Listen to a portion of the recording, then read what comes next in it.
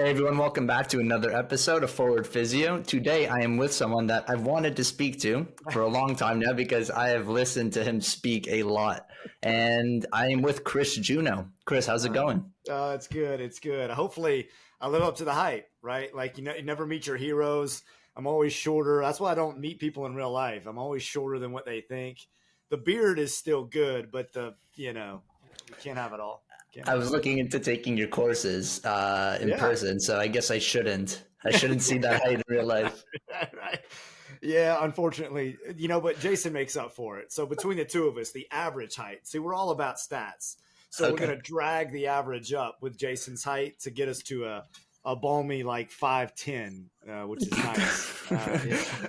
You saved yourself from a marketing standpoint there. Yeah, that's right. That's right. Got to play the averages. Got to play the averages. Yeah, man, that's what you're all about. Stats and numbers and all the cool, boring, sciencey stuff. Yeah, well, hopefully it's not as boring as it once was. I mean, it's been, you know, Jason and I have had this talk a lot over the last couple of years as the course was getting developed and processed and evolving. It's been pretty impressive. I mean, the feedback that we've gotten has been great, but more than anything, we wanted to make the course as approachable and digestible as possible. The notion that this is stuff that we're supposed to know and most people don't know it, it kind of gets debunked. We're not here to belabor that. Really, the course is primarily driven exactly as we discussed. It's kind of a sandbox style learning experience that doesn't require a ton of prerequisite, science, math, calculus, physics. We're going to do the hard work to hopefully Yeah. lower the barrier to get into some of this stuff. Because at the end of the day, obviously we feel strongly about it, but it matters. It probably matters much more than we give it credit for, but it's been cool to see more and more of this. We'll call it mathematical science inserting itself into common practice, whereas the profession just wasn't that for a long time. So it's cool to see this renaissance that's taking place in the profession. Hopefully it continues and the trend, moves on and evolves into more and more and more. So it's cool. Well, yeah, I mean, you guys have a huge role in that trend and creating the trend, like with Eric, I guess, paving the way initially with the podcast, For and then sure. you two stepping up, taking over. And I think you guys are, I guess, like good, fun spokesmen to lead the charge on a topic that, at face value, maybe it could seem a little dull, but I really don't think it is. And maybe the reason I don't think it is because I've learned so much of it from you guys. But we haven't even spoken about what that topic really is yet. So do you mind giving everyone a little bit of a background on you and what you're doing and what the course is that you and Jason are teaching? Yeah. Wow. I'll give you the shortest version of this, and it won't be too short. But so I went to school in Louisiana. I got a bachelor's in kines, played some baseball at Louisiana Tech, PT school, doctorate level, St. Augustine, Florida. This was in the early 2000, and this was really 2010, 2011. Sports residency with Ohio State. That was kind of the new and evolving thing, right? Like coming out of PT school, especially St. Augustine, which is more manual therapy driven, sports and sports medicine was still kind of a fringe thing. Not to say that there weren't people doing it, but it was still kind of team based. This notion of sports science and high performance and strength and conditioning and on field coverage, these things were fairly new. So Ohio State was pivotal. They were fantastic. It was such a good experience for my sports residency. And then moved to Louisville, did some work with the University of Louisville and a specific person. Her name is Tina Murray. She's a master's level strength and conditioning coach. And it was kind of a fellowship / internship with the University of Louisville in a sports performance domain. It was all immersive strength and conditioning, kind of all things that way. And then I was in Houston for about 6.5 years, working in a variety of contexts, doing some publishing, data collection, obviously client care, worked with some surgeons, developed some larger scale kind of practice patterns in and around hip management. And then then got a wild hair, moved to New Zealand for a year, got a master's in physics and biomechanics, specifically in rate of force development. And that was that was the maiden voyage. That was the bug that was physics biomechanics. It occurred to me in Houston that I was really good at postoperative care and I could do some of these things, but I am a very linear, like algorithmic thinker, definitely left brain dominant. And I really struggled with the process by which we were measuring success, outcomes, training for that matter. I just assumed that there was more, I would say fundamental science, first principle science there, and there wasn't. So I moved to New Zealand, did some research, got a master's, came back, worked with the military for about 4 years in kind of some of the unique and special communities, Air Force, Army, Space Force, to build some programs and really hone those skills. And then I moved to Miami, which is where I am now. I work in performing arts, circus and Cirque du Soleil in a consultancy role. I do high performance consulting.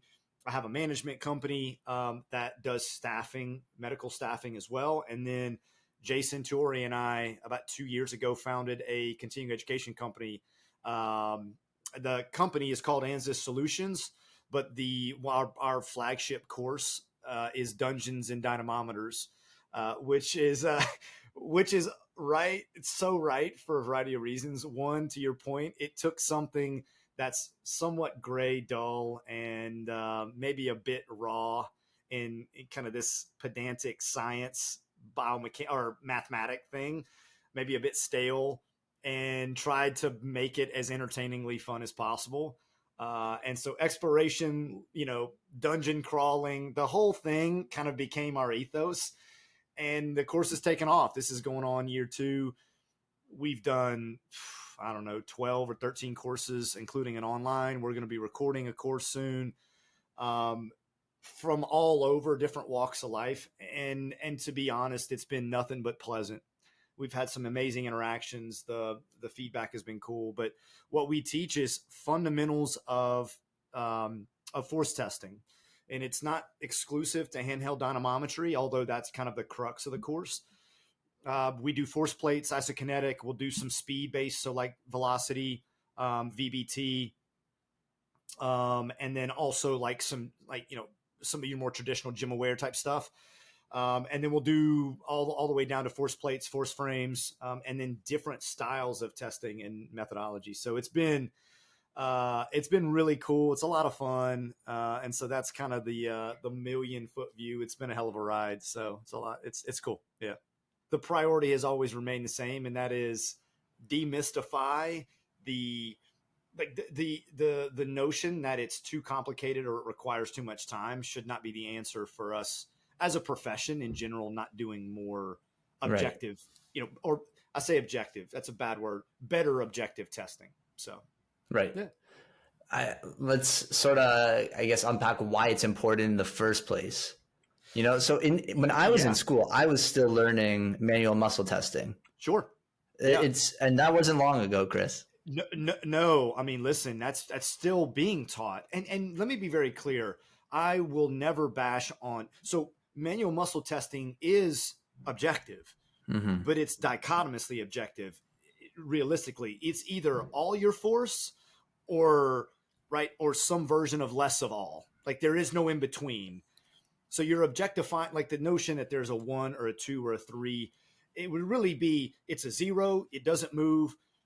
I guess if you could move it against gravity, but that's still ambiguous. So it's either no force, some force, or all that you can make. And then the barrier to that would be is if there's symptoms or not. So you can dichotomize, did it hurt when you did it? Then that's basically the objectivity that can be created by that. There is nothing wrong with this. Truly. Mm-hmm. It's just, you can't tell me that your knee extension force production qualities have changed with those metrics. If you're telling me, and let me be clear, it's not about sports. This is not about, we make it very clear in the course, this is not about big bad sports testing. I mean, if you came to me and you're like, yeah, I've had low back symptoms and I'm getting radiating transient paresthesia in my foot, and I notice sometimes if I go for long walks that my foot kind of drags the ground, I can measure that, but not very objectively. But what would be interesting is if I measured that over 5 weeks, 6 weeks, and measured it in a way that the error was much lower, that the data was more accurate, as in it actually represents what you say. And I can tell you, like, hey, I know you feel better, but your force production in dorsiflexion is going down. So you may really be interested in going seek out surgical or medicinal intervention. What we're doing is not resolving your force production, disparity. You And couldn't so get them again, better, Chris?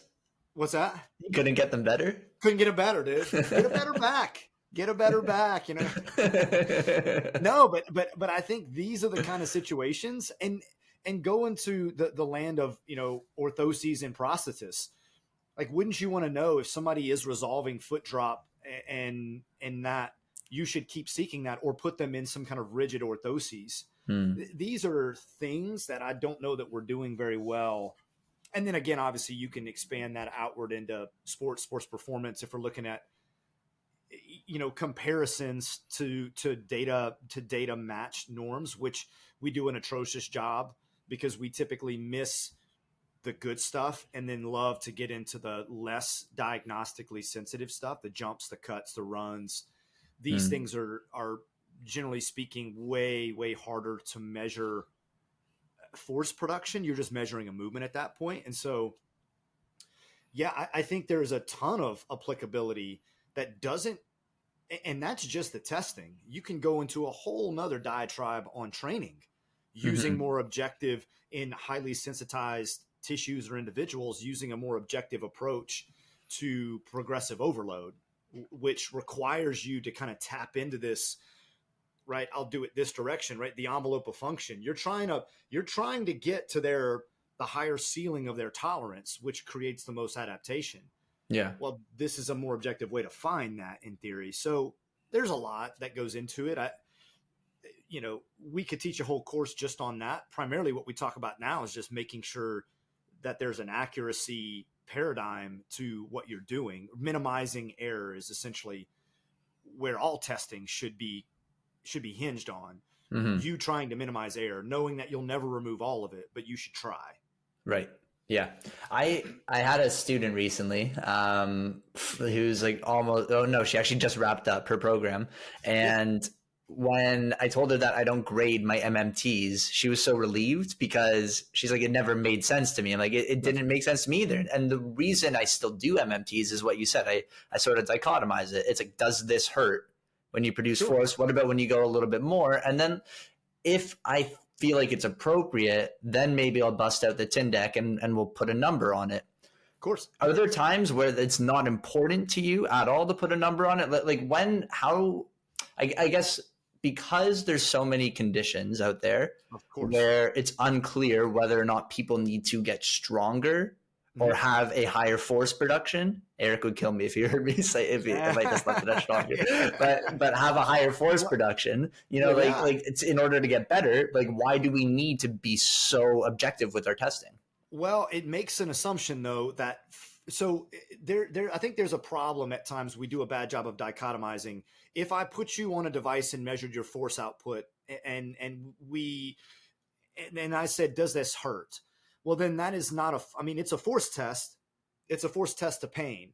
So the problem with that is it makes an assumption for most people when you say that your force production, your strength is weaker than the other side or compared to something, that it's like a muscle production quality. It doesn't have to be. It can be purely neurologic. Pain is one heck of an inhibitor. It will stop you. So is a fusion, especially related to AMI and the joint processes in certain joints.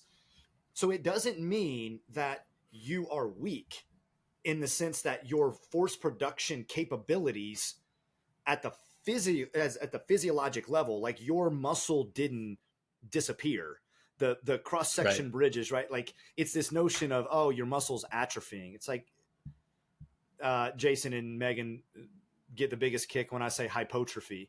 Because I'm like, it's initially it's hypotrophy. Like it's just a shrinking. It's not a disappearing. There's not lack of muscle. Right. I would argue that, if you, like in your case, you're doing an MMT, but specifically it's more of just a joint movement provocation exam. the intervention is analgesic. It's pain reducing. Your force production goes up not because the cross-sectional area of the muscle went up. It's that the barrier the govern got removed. Yeah. So it's the process by which that happens. So if you came to me and I'm like, hey, you have shoulder pain and you push an abduction, you're like, yeah, that hurts right here in my shoulder. It's like, okay, do I need to put an objective number to that? The short answer is no. If you're going to do some graded exposure, it may be nice to demonstrate where that number is. As in, you pushed 20 pounds. We want to start doing some graded ISOs at 5 to 10 pounds so that they anchor to that. That is a way. It's just, there are plenty of tendinopathic conditions in the lower limb that I don't know that you need to be that specific. If you came to me, with 20 years of patellar tendon, like grumbly patellar tendon issues, or this very, very rhythmic, kind of repetitive Achilles issue, I may want to be more specific because you're a bit more sensitive. That tissue is much less predictable. But in many cases, I start people in kind of generic middle of the road isometrics for like a tendinopathy, and they do fine. If they are a person that's highly reactive, it may be more beneficial to give more graded exposures. So that's an example of where I would say that seems to be more productive for those individuals. But there are plenty of people, that we do interventions all the time, and I'm not doing some highly specific joint test because I again, like most things, it's not ultimately going to matter. But you also can't tell me that the issue is, how do you know that they are improving? That has to be anchored to something. And pain is different, right? Because you're anchored to a subjective, essentially an RPE. It's a rating of perceived pain, RPP kind of thing. They're giving that to you. So that's your anchor point. Right. Are you getting stronger? I don't know. I didn't test it. Does it hurt less to give a maximal effort? Yes. So that's a win, right? So it just depends on what you're anchoring to. So I guess if you're anchoring to pain, maybe in some cases not as important, but if you think that the person needs to have a higher force production over time, then it is important. So what are those contexts?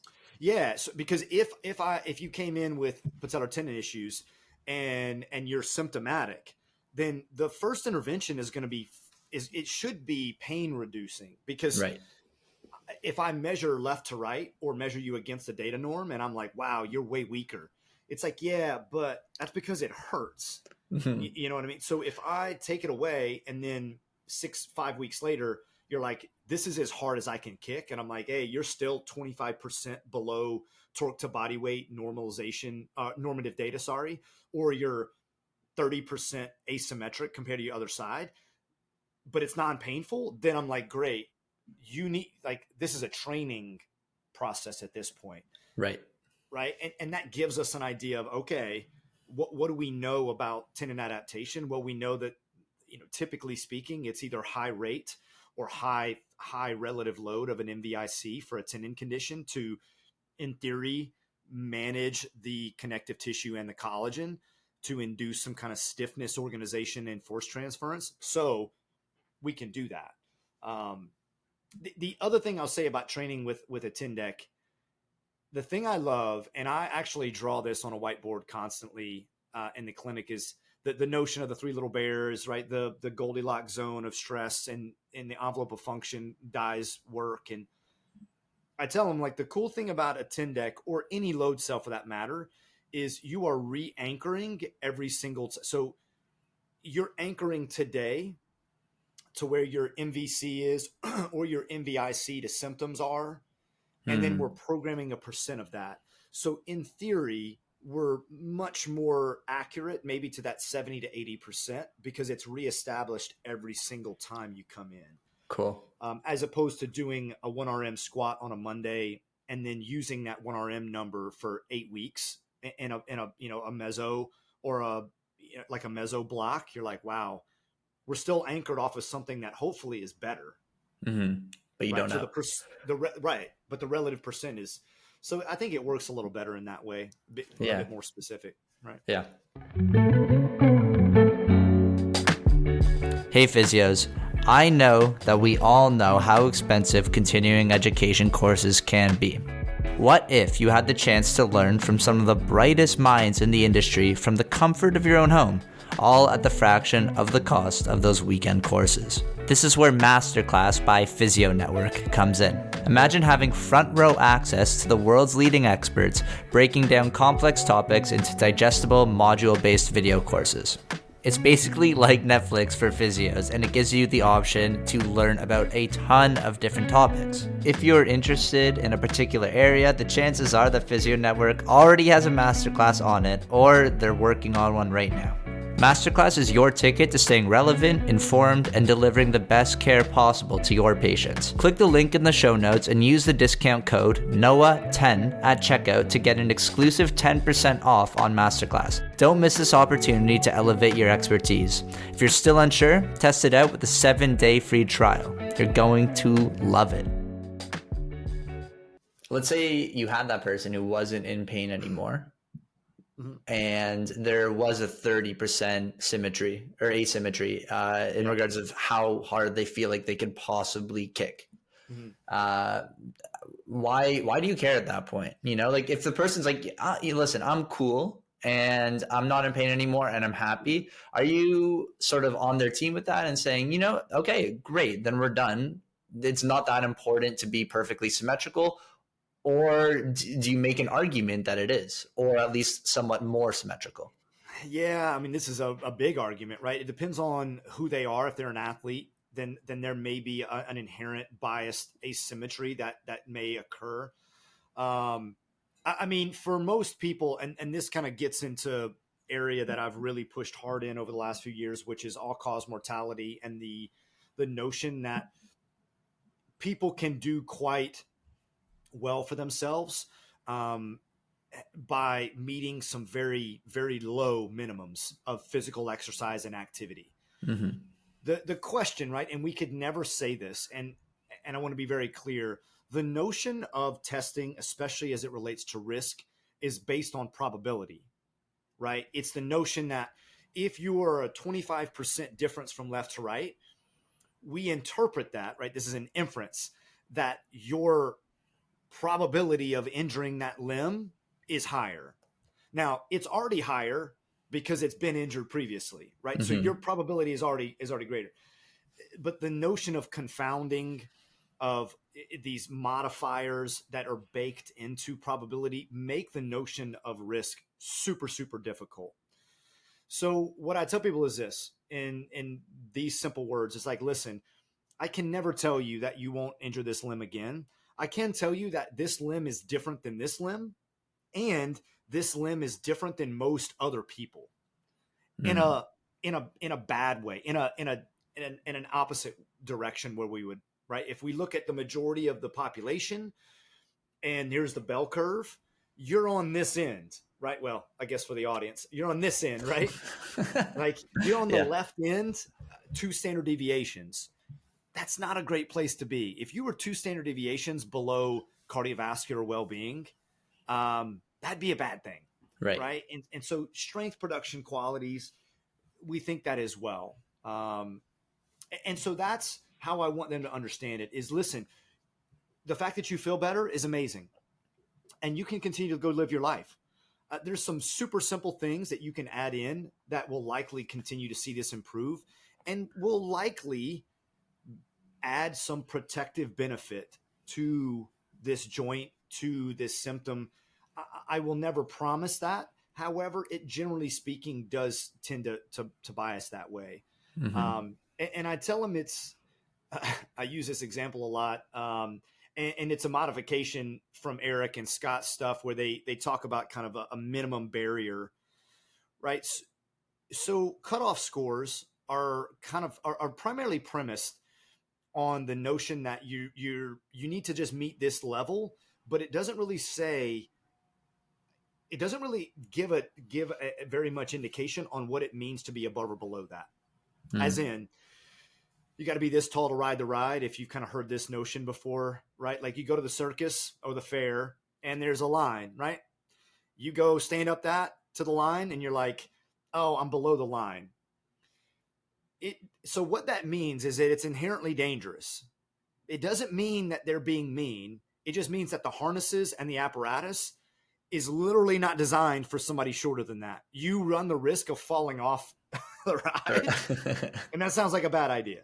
Right? Yeah, it does. Yeah. If you're 1 inch below that line or you're a foot below that line, it doesn't matter. You can't get on the ride because it's inherently dangerous.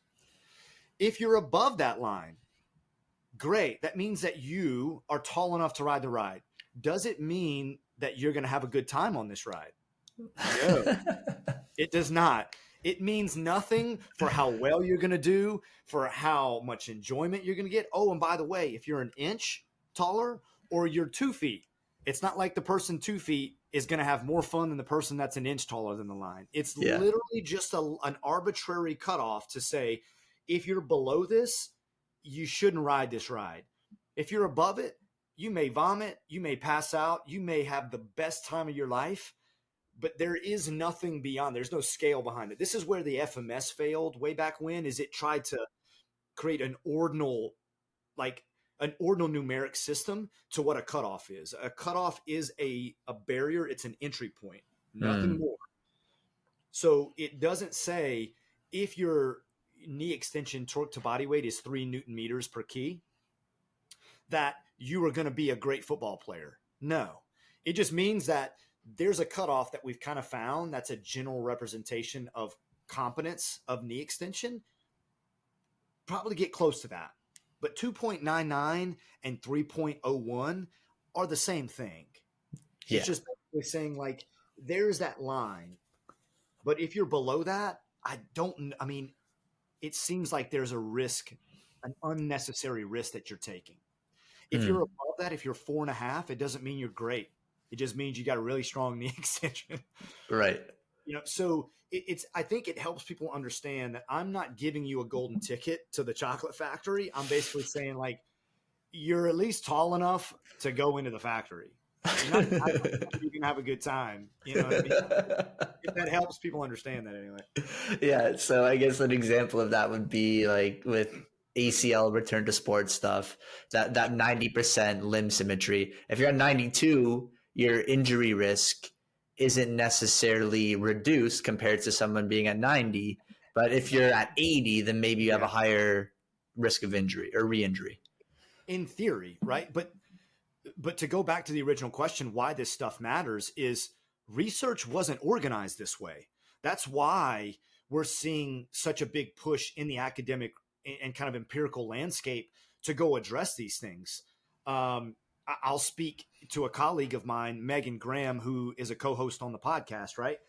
Her group really kind of put forward this notion of 2.0 Newton meters per kilogram as a kind of a general cutoff for return to running after.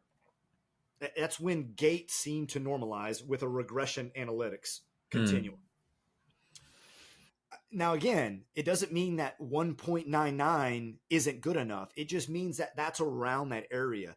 So what I think we're going to see is more and more and more of this. Judd Kalkoven, Franco, Scott is doing his master or his doctorate in these work. There are a lot of people that are now looking at objectifying these cutoffs so that it gives us an idea of when you're getting close to this. Because to your point, we've 90%.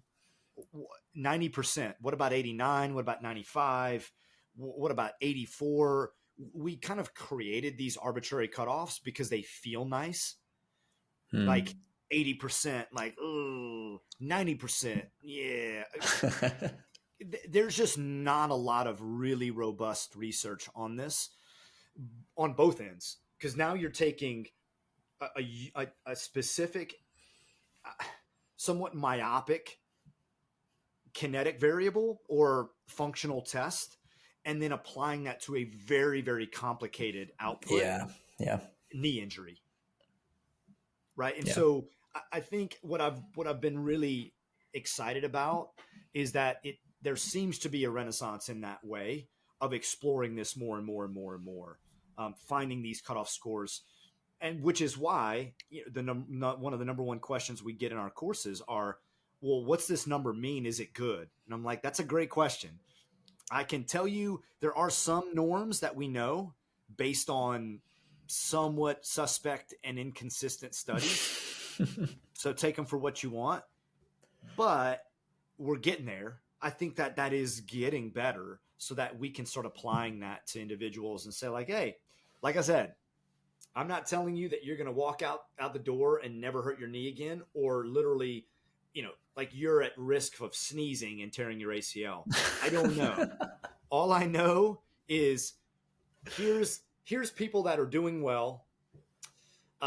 You're different than them. Yeah. In this direction by 2 standard deviations, by 3 standard deviations. Like, I mean, it's not a great thing. So, Where can people, do you have any good resources for where people could find those normative values so that they could compare to? Yeah. Our course does as good a job as any. I mean, I will take a little credit. So when Jason and I created the course, we somewhat divided and conquered. I built out an enormous amount of content in this direction. He built out some on this direction. Part of what he did was a pretty damn deep dive into research studies, specifically on normative data reporting. And he and I will tell you that it is not impressive. As in the findings from that kind of scoping review were not impressive. Inconsistencies, heterogeneity in data, testing methodology, setup, not reporting moment arms, unusual, like unsupported, non-fixated dynamometer testing, like just this absolute chaos. So we've put together kind of a general, kind of bit by bit, joint by joint, kind of joint movement based normative data with the intention of this is where we would start. Part of the process of the course is so that we empower you to go off into your clinic or your sport or whatever you want to do and build your own database. It's not hard. Take that data, and then after a while, you could say, yeah, here's where our shoulder abduction, torque to body weight, norms are for men, for women, for non-binary, for individuals, at 15 years of age to 25 to 35 to above 60 to baseball players. You can start to create that. Mm-hmm. Because ultimately this is what we need. What's been poorly done is that. And it's really frustrating, to be honest. And so there's not a great place to go find that data. It's not consistently reported. The way that it's reported, the way that it's tested is really, really messy. So you can't aggregate that. Right. Yeah, it is a frustration too, because a lot of the time the numbers that we use are symmetry numbers, right? Like if there's a 50% asymmetry between the limbs, and as you said, there's no pain, probably an issue, especially if you have lofty goals of what you want to get back to physically. Right. But then let's say you get to 100 and you're testing someone's knee extension and they're kicking out 20 pounds on both sides. Sure. That's 100. That's 100, but it's not that much, right? What if they're like a 300-pound individual? That's right. No, you hit it on the head. I mean, a phrase we say often is a ratio, which limb symmetry is. A ratio means nothing ever unless one of the two variables is anchored to some standard, right? You should never use a ratio, limb symmetry index, in isolation, because then all you know is the other side and this one they could both be terrible. Right. And that happens a lot. We see this very, very often of people reporting nothing but LSI, limb symmetry index, right? Those indices, if they're not anchored to something, at least, right? Because if you're saying a limb symmetry, the right side or the left side, if they're not anchored to a force output or maybe a quad to hamstring ratio, well, yeah, you can get a 66% by just changing what joint position you measure the hamstrings at. Right. Right. We see this all the time. People will do a quad, like, which that's another diatribe. I kind of despise that we label things by muscle. Yeah. It's really joint movement. So knee extension, right, to knee flexion. Knee extension at 90 degrees, knee flexion at 90 degrees in prone, that is a very disadvantageous position for your hamstrings, for your knee flexors. It's a very advantageous position for your quads, your knee extensors. Right. So is that 66% because you put them in a really funky, like, length tension position, or is there actually something to that number? Because if it's supposed to be force potential, then, you know, knee hip flexion to roughly 90 degrees and the knee position around 30 to 45 degrees is the length tension that's optimal for your hamstrings. Yeah. Yeah. So you see where I'm going with this. Yeah. These ratios are just chaos. Right. Yeah. I mean, especially when there's that heterogeneity in the studies where maybe everybody's doing it at different joint angles. And how do you make any sense of that?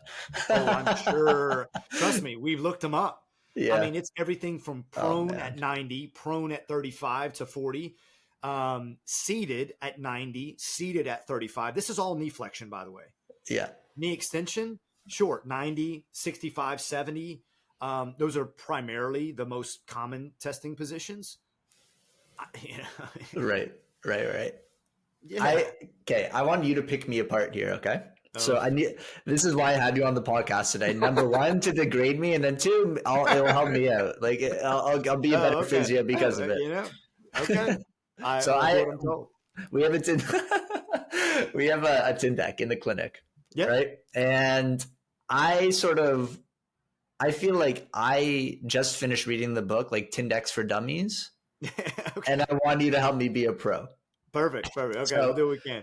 Let's say I'm doing like knee extension or knee flexion. Okay. Mm-hmm. I'll get people to basically, usually for both of those, they're seated, hip is at 90 degrees, and they're doing it at like a 90-degree angle. In my mind, it's because it's easy to retest.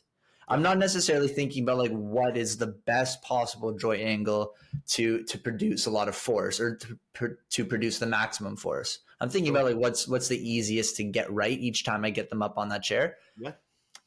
So far, so good. Yeah. I mean, I got nothing wrong with this. I'll explain why you're right, but I got no problem with this. Okay. Well, maybe with the next thing you will. So then it's like mostly about limb symmetry index for me at that point. Because in my knowledge gap personally is, again, like with normative values and also with like figuring out like torque to body weight ratios. Mm-hmm. So I have never pulled out a measuring tape and calculated the moment arm. So you would hate me if you were reading my research study. Yeah, I can't. You've got to do that. You got like, and this is definitely a requisite. There are certain movements, multi-joint movements, like an iso-mid-thigh pull or a squat. It's hard to create torque calculations because there's multiple joints and multiple moment arms happening. For a single joint exercise, I cannot express to you the value in having torque. The torque being right, taking the moment arm times like. It's force times moment arm times the sine of theta, where theta is the angle of which you're pushing into the strap. The reason that's important, you just want to make sure that the strap, so like if I'm kicking this way, right, the strap should be directly in line with the force production. Right? So if my knee is at 90 degrees, that means my tibia is directly perpendicular to the floor, right? Yep. The strap should be perpendicular to my shin, and AKA parallel to the floor. Yeah. Right. The line that creates is important because people of different heights will dramatically change the force production. Which line? The length of the tibia. Okay. And here's why is because that's what torque is. Torque is accounting for the lever length. Mm-hmm. Right. And so you changing where the attachment point is. So let's say that you're seated on the edge of the table, and I put that strap just, we'll say, 2 centimeters above your lateral malleolus. There's an ankle cuff there, right? Mm-hmm. You're kicking into it. Let's say I kick 100 newtons. You hop up there. You're taller than me. Your tibia is longer. We're putting it just above my lateral malleolus. Though that Newton calculation, right? Your force production is different than mine. Mm. And I'm like, I'm stronger than you. Or you say, actually, I'm stronger than you. That is unfair because the lever accounts for that. Mm. And this is the process of what's called normalization, anthropometric normalization. We do these things this is the same reason that you measure it by body weight. If I am, let's say I'm 200 kilos, you're 100 kilos, and I make twice as much force as you, well, I'm supposed to, I'm bigger than you. Mm-hmm. But if we account for that, then we make the same amount of force per body weight. Right. This is a mistake to not do that. Same thing with length of the moment arm. That is accounting for the length of the shin. You can also move where the attachment point is for the strap, and that accounts for that. So the torque is way more consistent because it accounts for those things. Okay. So that is the anytime you should always measure the torque, and it's not a hard thing to do. It's either foot-pounds or Newton meters. Right? So you're taking feet from the joint axis to where the attachment point is, where the line of where the force production point is, the cuff. Yep. Right? Or in meters, and just multiply it. Like, that's as simple as it is. Mm-hmm. So if you took 100 newtons and multiply it by 0.32, which is kind of a general meter length, then that's going to give you torque. Right. Okay. There's no reason to not do that. Simple. And one of the big problems we run into in the research is people don't report this. And so, again, if you took really tall people, they're going to look really weak. Right. Because they're not being accounted for in the length. Okay. So if you have someone set up a knee extension, you're going from like the center of their knee, and then you're getting your measuring tape out, and you're measuring, I guess, like to the center of the cuff. Center of the cuff. That's right. Okay.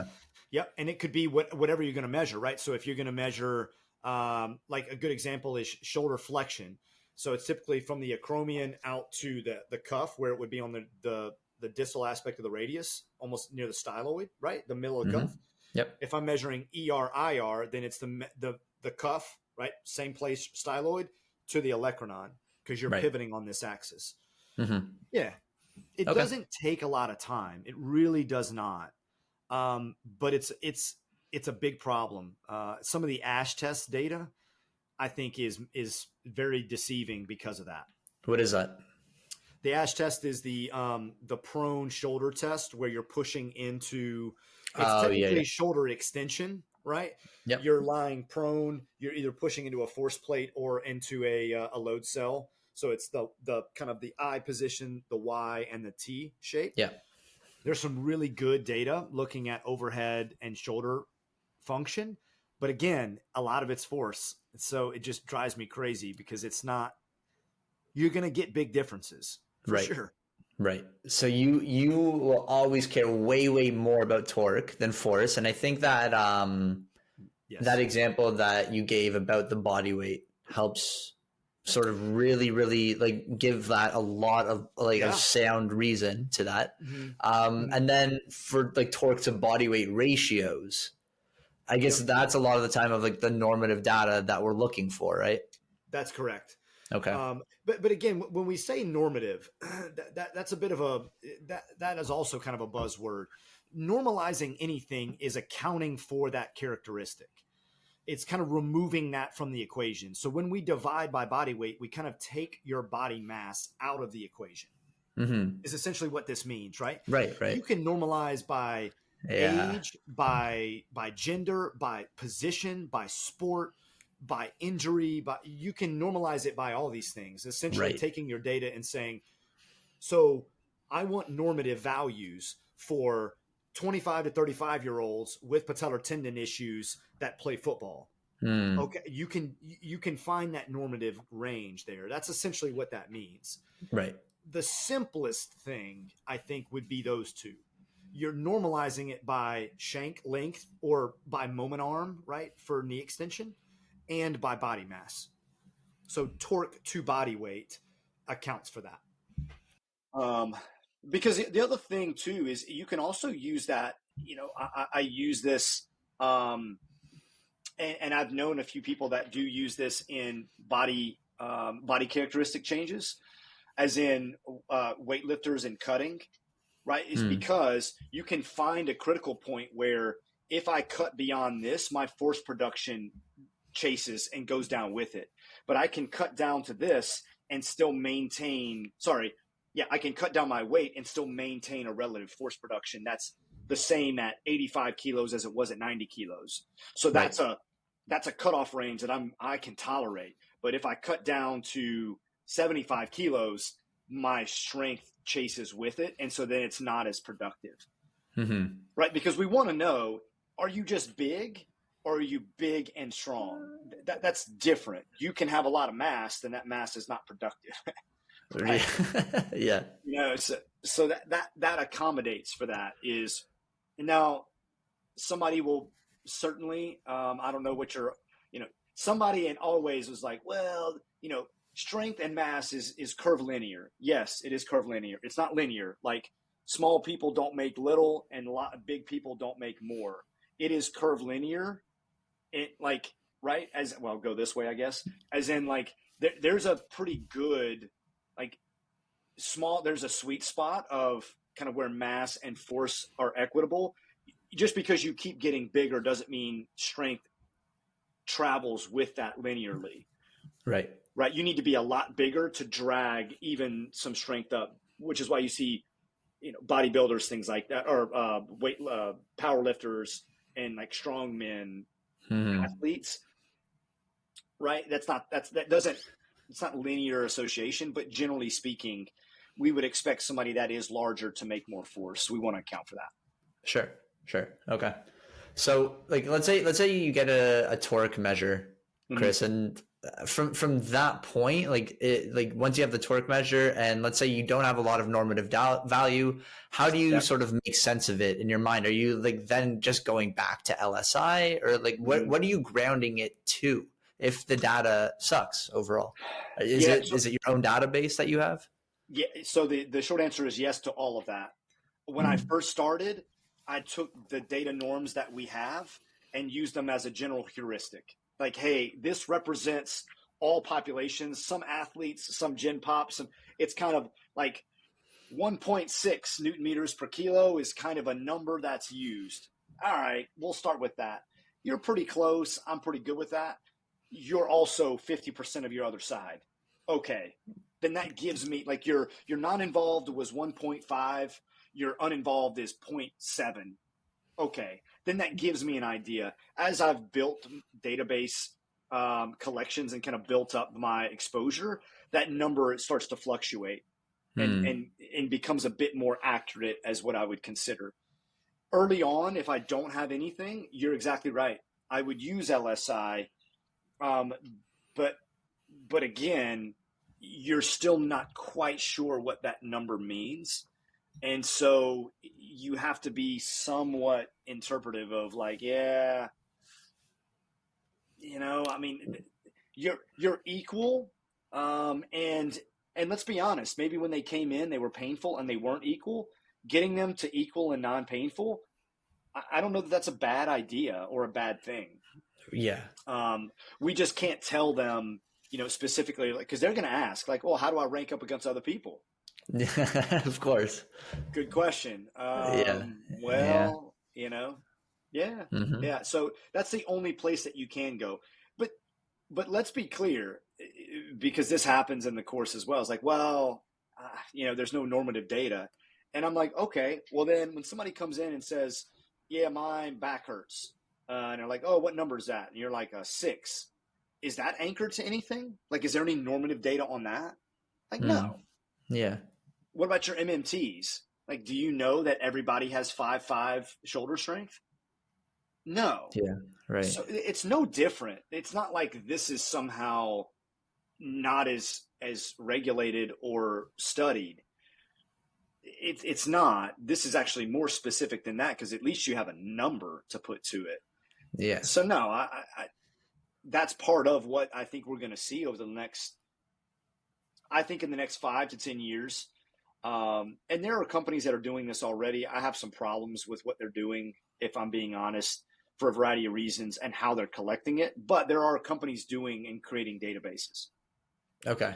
Do you mind sharing the issues that you have with it? No, and I won't speak to companies, but I'll say this is the problem with data repositories is, especially if this is a public server where they're just taking in your data, right? You're using a software or a server, and it's just taking all data you put into it. You can imagine the problem with that. Right. There's no quality control. So you can get really funky and odd data that are getting lumped into these aggregated data norms. And it's like, that number looks really odd to me. I don't know that I buy it. And that's the problem I have. Right. If we are going to run this, we need to do this in a certain way. And not do it on painful individuals. It's not about painful. You don't want that. You want to be able to profile, here's what most people at your age, your gender, your position, your sport, your whatever, here's what most people do. Okay. Right. Because again, as soon as the pain's gone, a lot of the time the force qualities will go up if the pain is linked to how much force they're producing. Yeah, but it almost always is. Yeah. You know, it's the notion of like, well, we, don't chase pain. I'm like, yeah, we do. As a profession, like, nobody's coming in and saying, I'm weak. They're saying my shoulder hurts. They're also their force production is lower, no doubt, because their shoulder hurts. That should be the priority, because you can't say, it also makes an assumption that there is a directional correlation and causative model, as in you're painful because your shoulder was weak. Yeah, but you can also say that you're weak because your shoulder's painful. It's a bi-directional correlation, and so just because you remove somebody's symptom doesn't mean that in one direction. All it means is they were associated. So no, I agree. I think what we'll see in the next 5 to 10 years, and who's doing it? It's actually pretty funny. Go to Amazon, go buy a grip dynamometer, like these $35. They're kind of oblong like this, right? Yeah. And it's got a little digital on the front. Yeah. When you start them, it'll ask you for your age and your sex, right? Yeah. You put that in and you squeeze, and then it gives you your reference norm. Oh wow, really?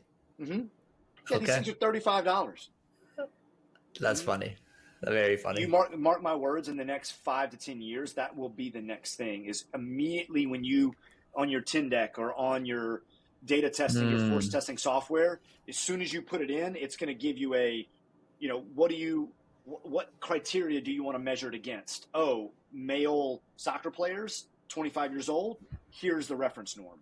Right. But then again, there's huge issues with that if that's how they're collecting their data, because then me and all my buddies are just going to squeeze the dynamometer as hard as we can, and we're going to look like the Hulk, and then that's going to obviously spike up the average a little bit. That's right. So that's why it won't be that way, especially with AI, large language models.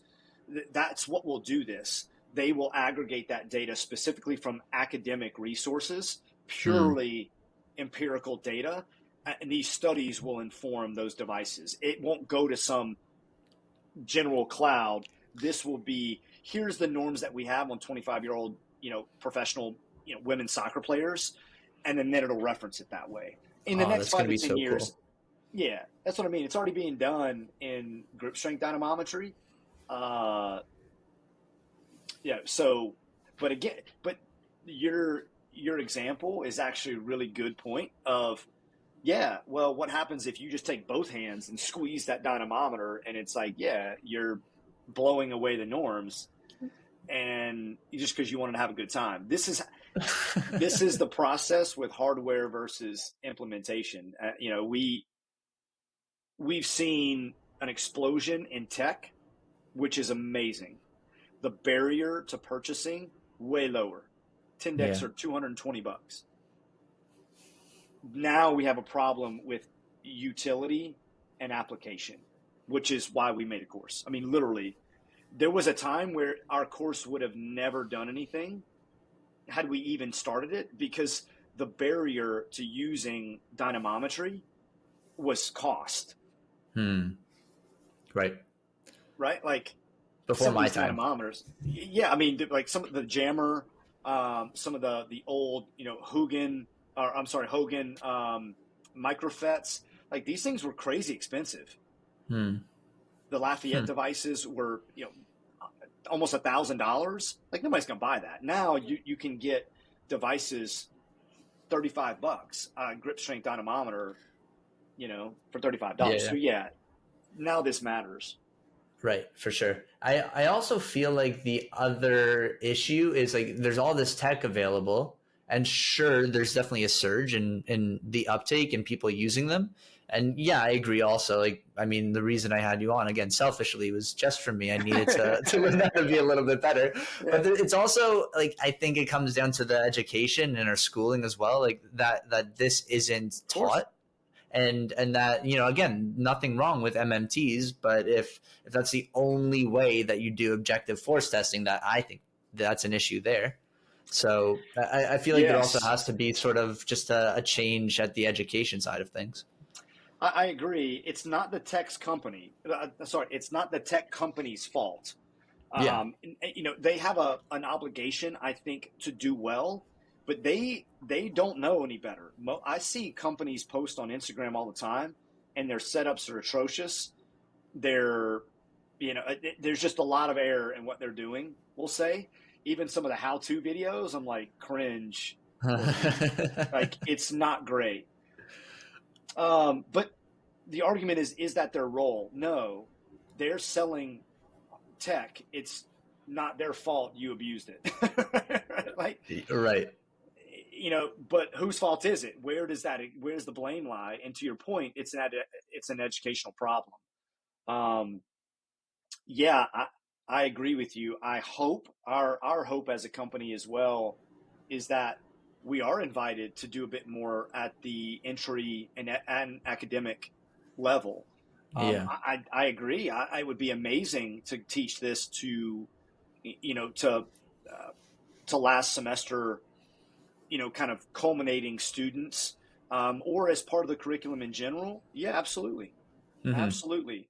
I think another potential barrier is that, let's say we are able to approach this thing from an education standpoint and get the fresh physios coming into the workforce already aware of this stuff. They're then going to be entering these clinics that, like, maybe there's not a financial incentive to have an uptake in this sort of thing, right? Like a lot of the time clinic owners just care about the bottom line. Like how will better force testing improve that? Do you have an answer to that? Like, do you think that there is a financial aspect to this that, is in favor of having more education and more equipment? So I do, but it is an investment. The reason, there was a time, this was before you were in the profession, where isokinetic testing was reimbursed at a really high rate, right? So isokinetic dynamometry was a big deal. And we didn't do enough with it, I think. I think there wasn't enough of a push. We weren't doing quality enough. We weren't presenting this data and demonstrating it appropriately and rationally. And so the insurance company stepped away from it. So I do think that doing more of this will beget better reimbursement potential down the road. But that all comes down to managing risk. Insurance companies are about money. They need, you're demonstrating a process by which this lowers the likelihood of this person having to go back for more care, aka using more of the insurance money. So all this is ever going to be about. I agree, it is a barrier, Now, that barrier is much smaller. I mean, $220 compared to $1,000 of overhead, very different. Improving physician relationships, so referral sources may be bolstered. Presenting this information outwards to parents, to colleagues, to the athletes themselves incentivizes compliance and maybe improving their likelihood of coming back maybe after their insurance benefits run out. I know these are not hard and fast, like definite wins, but I do think it is an investment for the profession. There is a lot of, we'll call it confusion in the profession on what we do, how we do things, and what justifiably makes us worth going to see. These are some of those things that can move that needle. I promise you. If it's done well, and it's built around risk profile models, probabilistic models. That's what all of these companies care about. And so our reimbursement rates haven't seen a change in that. And most cases, because we can't say much about what we're doing, why we're doing it, and whether or not we're being successful, because most of it is patient-reported outcomes, right? PROs and some type of visual analog-based pain system or a function. Like I feel 80%. And we're just not – it's really hard to stand in front of the American Medical Association or in front of an insurance company and say, hey, like this is how good I am. Yeah. What about in a cash-based model?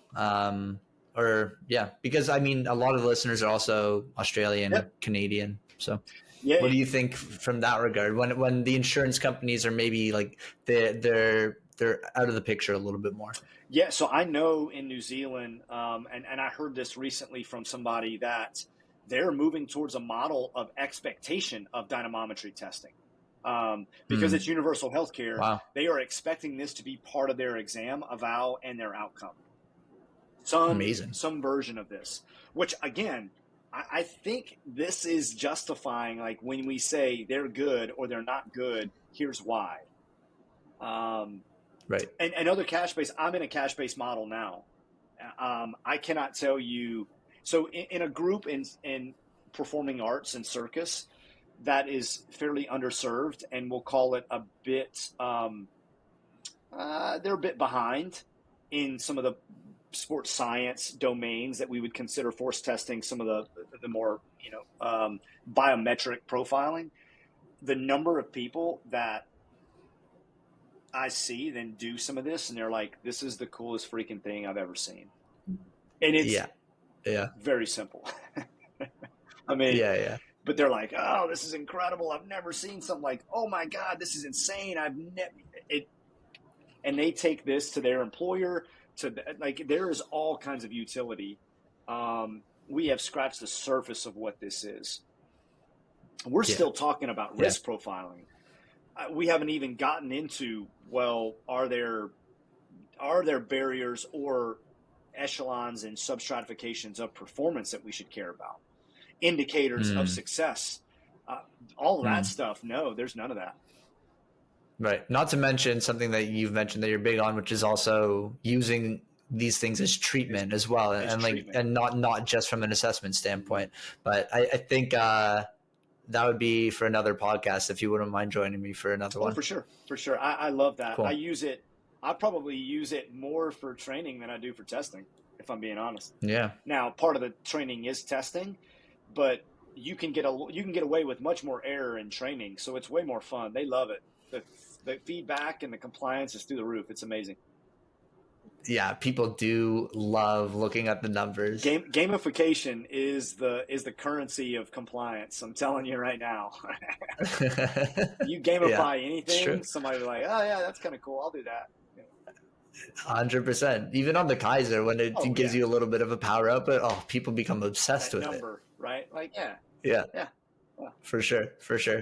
Even though it's the same, I mean, when you're just picking up like a weight, that also gives you a number, but it's not as cool when it isn't on a screen. I guess it's it's like Rocky IV, right? Where Rocky's like kind of doing the barbaric training, and the Russian has got the biodex and doing all this ice. Yeah. It's like, that's the future. Yeah, I mean, it looks cool, right? Yeah. Here we are. Cool.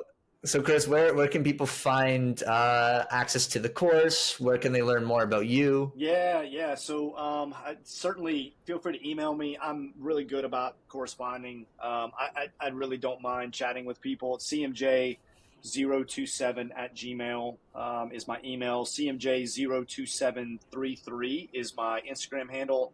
And then CMJ027, I believe, is my Twitter. And so anywhere, follow me there. As far as the course, you can ping me. That is an email. We have a business email that typically funnels back into that. So you may get a reply from a different response email prefix in Anza Solutions. But that's the best way to do it. We do private and public courses. So we obviously advertise our public courses. We've got one in Montana coming up in like a month over at Laura Obstadal's course at Build, which is going to be epic over in Bozeman. And then we have a course November 9th and 10th in Miami that we have some slots still available for if you want to attend. And then we do private courses. So we've done a ton of private courses for companies, for clinics, military, elite sports, all this other stuff. So feel free to just ping. You can also head over to Eric Mira's website, the Sports PT. He hosts our public courses. Science PT, sorry, right? Science PT. Sorry. The sciencept.com. And then you'll see our courses on there. He's got a bunch of other courses too, which are fantastic. You can sign up there or just ping us on email or on Twitter, Instagram, something like that. So beautiful. And don't forget about PT Inquest. And PT Inquest. Yeah, that's right. If you're not tired of hearing from me already, then you can go hear more rambling. Weekly, you can subscribe to PT Inquest. That's Jason Tuori, Megan Graham, and I basically just ripping and riffing on journal articles and papers. We try to be nice, but you know how that goes. So yeah, you're always nice to Meg. Yeah, Meg holds like Meg she's the glue. She certainly keeps me from rambling. So I appreciate it. Yeah, we haven't really spoken a lot about PT Inquest, but I will say quickly that it has played a very big role in my ability, just in my critical thinking in general, how I think about research, how I interpret research, how even when I'm just doing something in the clinic or when something comes across my mind, how I could sort of think about it from different angles. So it is a very, very good resource. It's like a free research review every week. So you guys do a really, really good job with that. I appreciate it. We have a good time. It's been a true honor and pleasure to take that over from Eric and JW. Some two people that did this and really pioneered PT podcasting way back when, and it's been a blast to take it over. We have a great time. Submit any requests all the time. We love to hear feedback, so please let us know. Cool. All right, Chris, thanks for joining me. I really, really enjoyed it, and thank you. No, anytime. Thanks, bud. Thank you once again for listening to the podcast. If you enjoyed it, please consider leaving a review. If you would like to follow me on social media, you can follow me at noahmandel.physio on Instagram and TikTok. Have a wonderful day, and remember to keep moving forward.